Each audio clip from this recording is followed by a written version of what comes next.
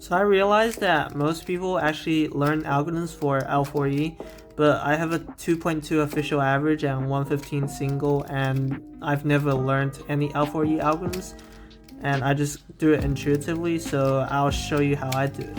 I'll assume you already have a solid grasp of the L3E cases, but otherwise here they are. So this one, you have your solved edge back there, and you do a sledge. This one, you do a hedge. This one, we have our solved edge there, which we don't want to touch, so we move it over and then put this edge in. Similarly for this one. Then we have this, again, we don't want to touch that solved edge, so we put it in like this. Then same with this one. And then we have the yellow on the side and a block here. Then first we do a hedge, and then we put this edge in. And same on the other side. So obviously the first step is we want to solve our V, and for the sake of this tutorial I'll just solve the yellow V. And what's important for this method that I use is to know what the bottom edge is of the V, and specifically what color is on the bottom. So here, if I put this one up and then bring this down and this, I'll have to one look that I have this edge here with blue on the bottom. Now what I do is I find the blue center, so then I can solve this edge up to its spot. So once I solve this edge, then I can get an L3E case and then solve it. So this is actually not the most optimal way to solve this L4E case. This is the only one where my method doesn't work. I mean, it's alright. So for this one, you actually have to solve this edge first. So we solve this edge like that, and then solve this.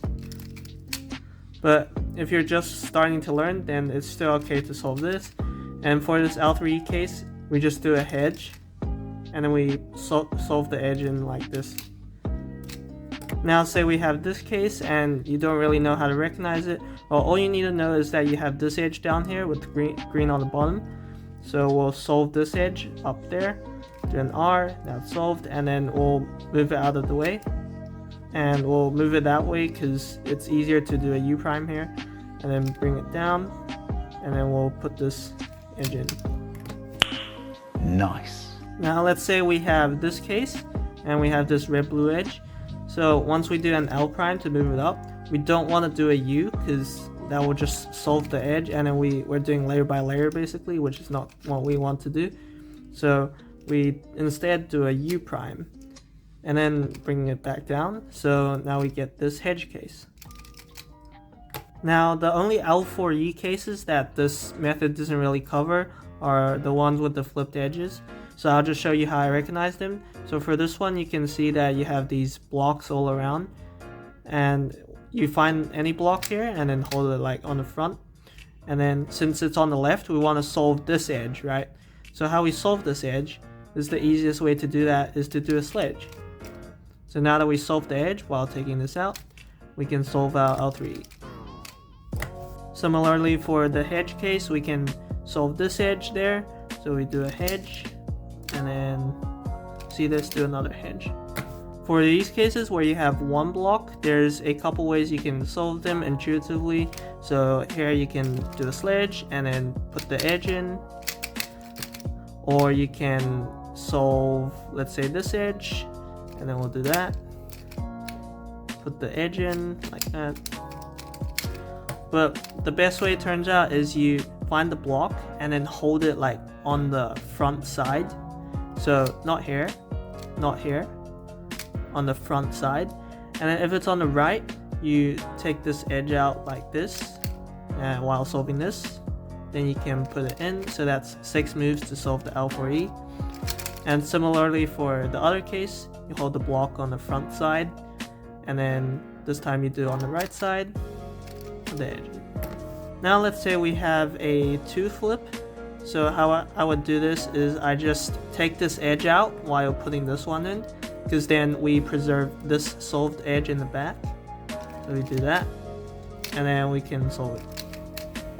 And lastly, we have the 4 flip, which is just this, this, this, and this.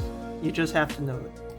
You can also try to apply this intuitive method to ML4E cases, but I never quite learned full ML4E with this, so I think you still need to learn algorithms for those. For example, for this case, we can try to solve this edge first, and then here, well, there's no point doing this trigger, so we can experiment and perhaps do like that. No, and we can solve it. Thank you for watching. I hope this helps if you're trying to learn Pyraminx and L4E, and like and subscribe for more helpful tutorials.